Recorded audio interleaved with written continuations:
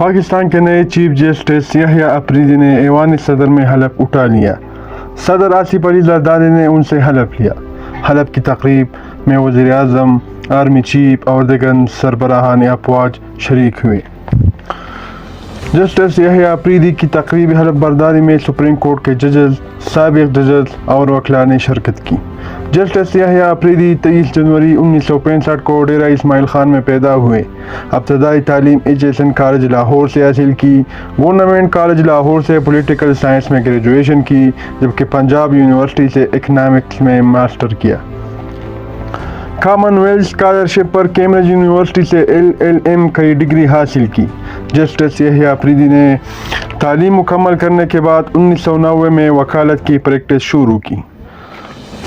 2010 تک یحییٰ آفریدی نے وکالت کی۔ 2010 میں جسٹس یحییٰ آفریدی پشاور ہائی کورٹ کے ایڈیشنل جج بن گئے۔ 2012 میں پشاور ہائی کورٹ کے مستقل جج بن گئے۔ یحییٰ آفریدی نے 2016 میں پشاور ہائی کورٹ کا عہدہ سنبھالا۔ 28 جون 2018 کو سپریم کورٹ کے جج بن گئے۔ یحییٰ آفریدی کا پورا کیریئر شاندار رہا ہے۔ وہ آزاد مائنڈ کے جج ہیں، کسی طرف کی پارٹی بازی ابھی تک نہیں کی ہے، پرائیویٹ فنکشن میں بھی بلا ضرورت باتیں نہیں کرتے ہیں، سادہ مزاج کا آدمی ہے۔ آج بھی جب حلف اٹھا لیا تو ان کے بعد کیمرے بند کر دیے۔ غیر رسمی ملاقاتوں کا سلسلہ جب شروع ہوا تو کوئی کیمرہ وہاں پر موجود نہیں تھا۔ چیف جسٹس بننے کے بعد یحییٰ آفریدی کو کئی چیلنجز کا سامنا ہوگا۔ پریکٹس اینڈ پروسیجر کے نئے قانون کے مطابق منیب اختر اور منصور علی شاہ نے بینچ میں بیٹھنے سے انکار کر دیا تھا۔ اب یحییٰ آفریدی فل کورٹ بلاتے ہیں یا وہی صدارتی آرڈیننس پر عمل کرتے ہیں، لیکن 28 اکتوبر کو اس بارے میں فل کورٹ بلا لیا۔ اس سوال کو اس چارج سنبھالتے ہی ختم کر دیا۔ اس کے علاوہ 26ویں آئینی ترمیم بھی چیلنج ہوگی۔ وکلاء اور کئی پارٹیاں اس ترمیم کے خلاف درخواست کی تیاری پر کام کر رہے ہیں۔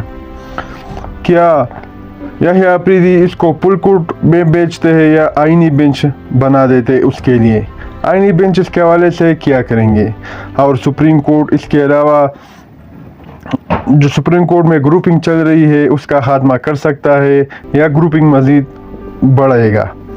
یہ بھی اس کے لیے ایک چیلنج ہے۔ اس کے علاوہ اسلام آباد ہائی کورٹ کے 6 ججز کی جانب سے بیرون مداخلت کے حوالے سے لکھے گئے خط پر قاضی پائیزیسا نے کوئی ایکشن نہیں لیا تھا، اور اس چیف جسٹس جو اس وقت فل کورٹ میں بیٹھنے سے انکار کر دیا تھا کہ یہ ایڈمنسٹریٹو سائٹ پر حل ہونا چاہیے۔